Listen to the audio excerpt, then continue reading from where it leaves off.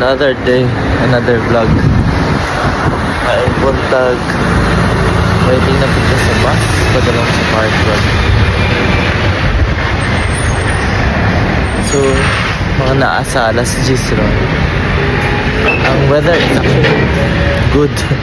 Bili kayo init. Tapos ang hangin, tugnaw po gawa. Maong okay na magpaabot ko rin. Dili pa dyan ni summer actually. Pasugod pa lang sa summer.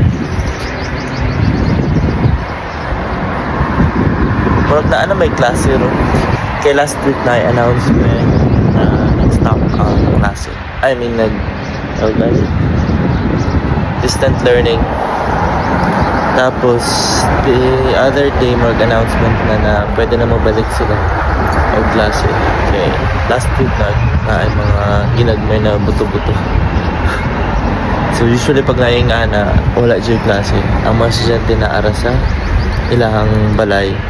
Pero continuous Japan na online class lang. Pero karon yung week ata magsugod na po ang klase sa school. Maadto dyan sa school ang mga estudyante. Ay sa hangin. Damit pa. But everyday iba-iba ang weather. Karon medyo tugnaw.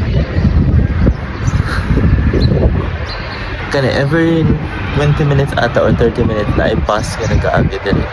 So kani ang murag ka ng ruta. F10 ang kandiri mo agi diri padulong og safari.